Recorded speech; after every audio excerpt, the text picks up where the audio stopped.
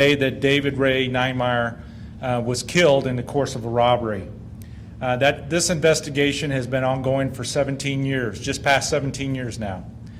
And we're very excited to be able to announce today that we have filed charges against Eugene Clayton Keltner, 40 years old. He's been charged with first-degree murder in case number 20CR 2056.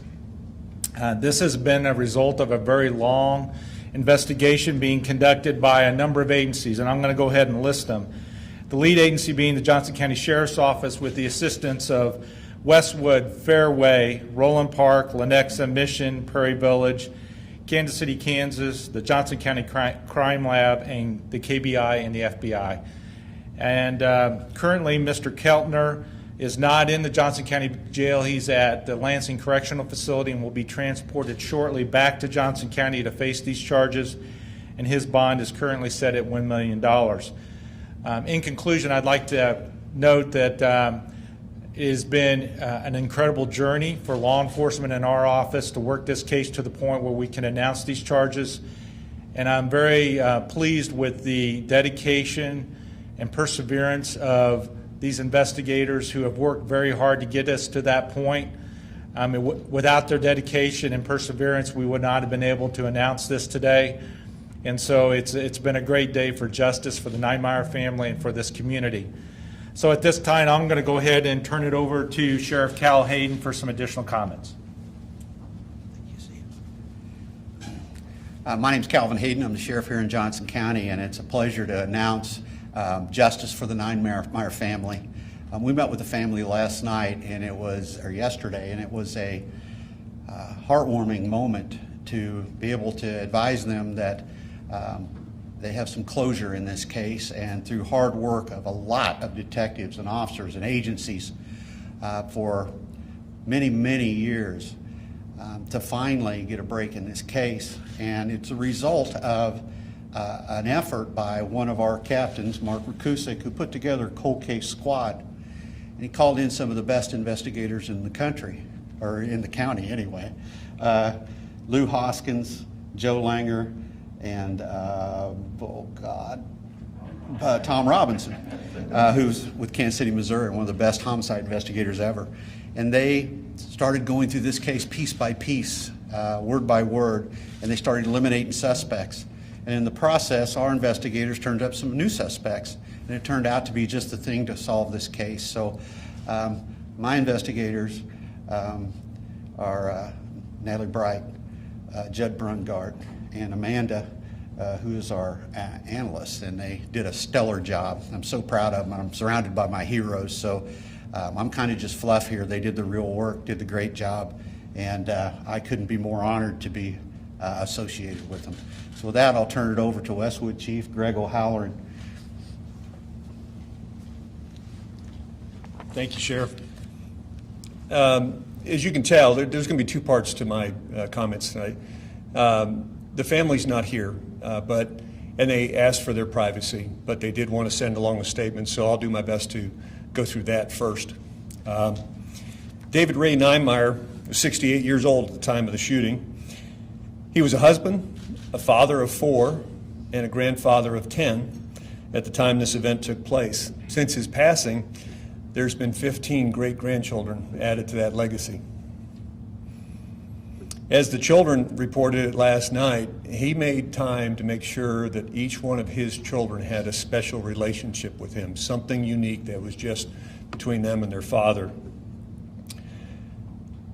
They described Ray as a man who saw value and potential, beauty in things that others would discard or ignore. He was a painter. He had an incredibly creative mind, as we listened to some of the stories they put forward. He was a man of faith who deeply loved his family and his fellow man. He would at times work extra to raise a little money for the family, but it wasn't uncommon for him to end up giving that money away before he got home because he'd come across somebody else that needed it more. The family was not surprised to understand that his last act on earth was to run to the rescue of someone else. They described him as the most frugal yet giving man that they've ever known. They knew that he touched a number of lives, but that became more apparent when there was a 4-hour line for the visitation. They felt blessed to have him as a father. They also insisted that I read off the list of all the folks that were involved, and I'm going to abide by their wishes. They wanted to thank Sheriff Cal Hayden for his leadership and the resources and commitment to see this cold case through. To Steve Howe and his team for their thorough review, expertise, and guidance that ultimately the charging of the case. They wanted to thank every officer, every crime scene investigator, and every crime analyst that worked on this case over the last 17 years. But they also wanted to pay special tribute to the cold case, and I know the sheriff mentioned them, but I'm going to abide by the family's request and just read those off. Lou Hoskins, Johnson County SO, Joe Langer, Leewood, Tom Robinson with KCPD, all retired but still had more service to give.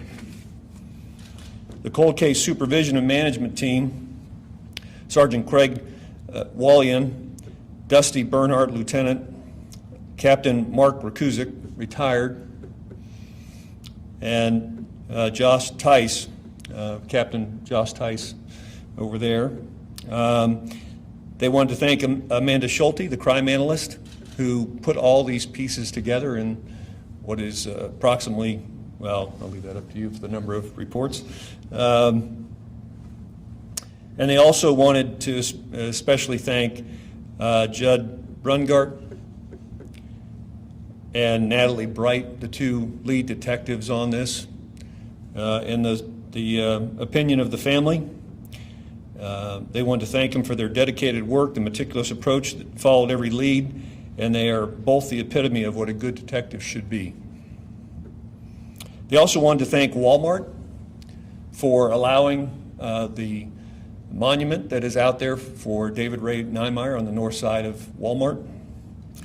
And lastly, they mention appreciation for the Westwood Police Department members, both past and present, and for the mayor and council. For the second half of my comments, I would tell you this: relationships in law enforcement are hugely important. And if you're a small agency like we are, you are dependent on the expertise and the willingness of other agencies to come in and work. And that's certainly happened here, and we are forever grateful for that. On behalf of the citizens of Westwood, Mayor David Waters, and the council, the Westwood Police Department, we want to thank all those folks individually that were mentioned. We're not going to read them off again, but we are greatly appreciative. Mayor Waters couldn't be here. He wanted to pass along that his thoughts today are with the family of Mr. Niemeyer and the employees at Apple Market whose lives have been impacted still by this event.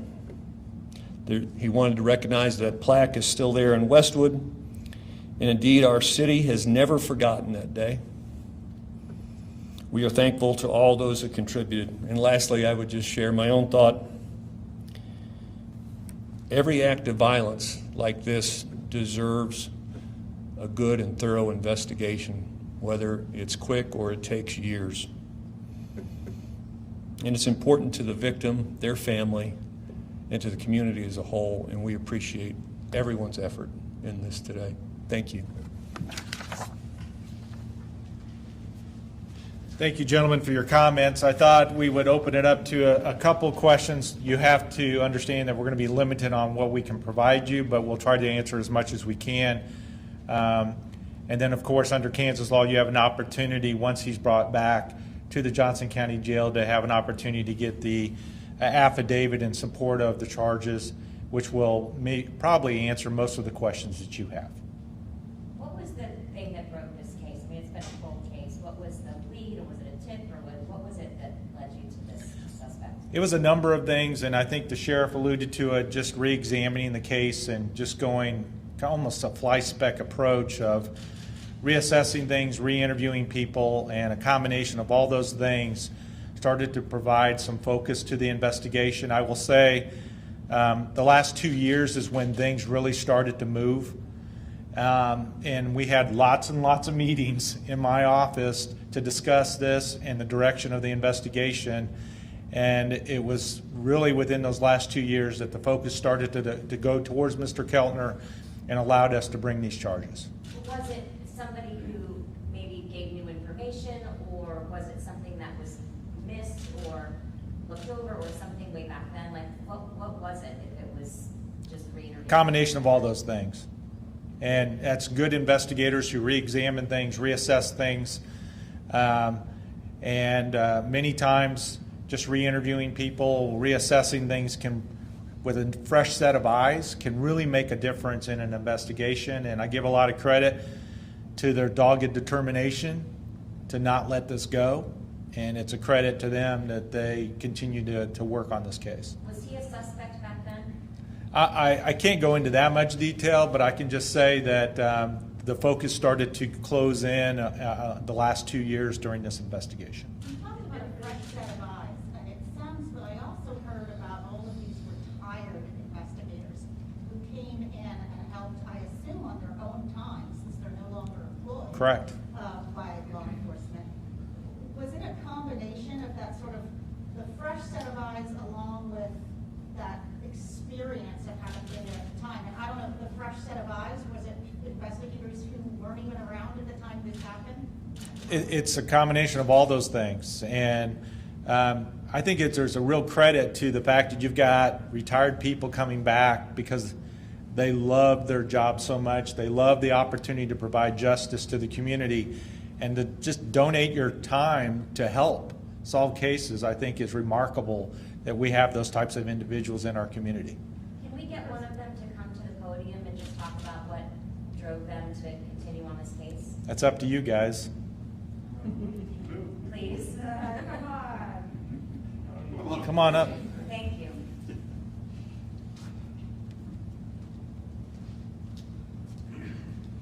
If you could, sir, say and spell your name and tell us how you were involved in the case. My name is Lou Hoskins, Hoskins. I'm a retired major with the Johnson County Sheriff's Office, retired 25 years now. I was retired when this homicide occurred, and I was not familiar with it at all when we started the cold case. And there's volumes and volumes of information that we faced when we first started it. Joe and Tom and I sat down for many, many days and hours going through all the information, and was able to eliminate a great part of it because time had went on, and we've seen that a lot of the information was not relevant anymore. And again, I can't get into a lot of the details that I'd like to, but just through the process of elimination, gathering intelligence that was available back then, and just putting two and two together, I think we was able to put a suspect firmly in place, and the two investigators that was previously mentioned was able to work it to a very good conclusion. So Lou, they asked, why are you doing it? Yeah, what compelled you? Tell them why you doing it. Well, it's really hard to say. We do this because we love our job. I was a cop for over 30 years, about 35, and I missed it. And when the sheriff called and said, "Would you mind helping us out?" I thought, boy, I'd love to. And Joe and Tom and I, although we couldn't hit the bricks and interview people, we still enjoyed the time we had together working with these new kids on the street, new cops. It's a different thing, but enjoyable for us. And we're looking forward to another one someday. Would you recommend folks who are retired, in other areas to come back and get their feet wet again? Oh, yeah, and they would. All you got to do is ask them. Once a cop, always a cop. What does it feel like to be able to do this for the family and finally have someone charged after this time? We met with the widow one time, several times, as a matter of fact, as a squad, and you'd have to know her. Beautiful woman. lovely woman, and was just heartbroken because this was not solved. And I can't tell you how good it feels to know that she has some closure and can probably sleep a little sounder tonight. And I was going to ask the rest of you about her sleeping, because she told us today that last night was the first good night's sleep she's had since August 15th, 2003. Any of you want to remark on how that, when you found that out, you know, just that interaction, how that made you feel? Play that role.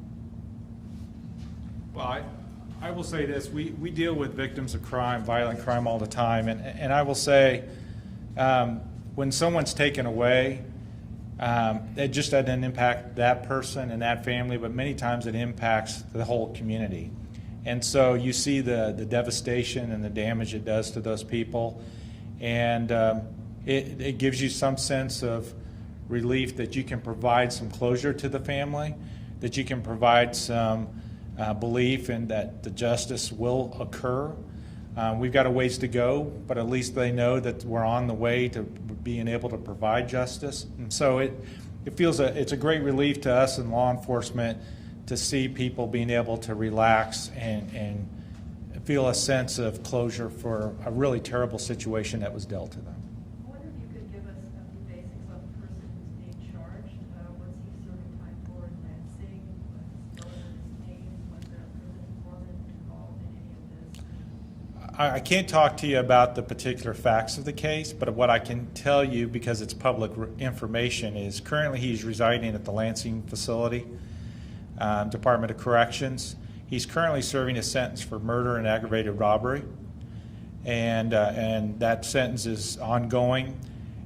He is in the process of being served with those charges from Johnson County and will be brought back to Johnson County in the near future. How many years does he have left on the term that he's serving right now? Without having the exact data in front of me, I don't want to speak, but I know it's a significant sentence. Can you tell us about the murder that he's serving time on right now? I don't know enough about that. I think if you looked up the Department of Corrections and looked at the information, you might be able to get that from the jurisdiction where he committed that crime. We do see that he was charged in 2004, I believe in Wyandotte County. This may be the case, because he was charged, I believe, with involuntary manslaughter and aggravated robbery. Did the details of those charges play any role in helping you to solve the crime? As in, the types of the way in which he was committed, this sort of thing? Did that case help? Everything helps, but I don't want to go into particulars about what specific pieces of evidence was used. And again, you'll be able to obtain the affidavit. I think it'll do a pretty good job of setting forth kind of the timeline of how everything came together. One last question. I know that there was a reward at some point that was raised to $35,000. Can you advise whether any of the crucial evidence came from the Crime Commission Tips Hotline? In other words, will any reward be? There's no reward money that's going to be issued. It was solely based on the hard work of those men and women that are sitting in this room today, and that's where it came from. All right. Well, thank you very much for coming, and everyone have a great day.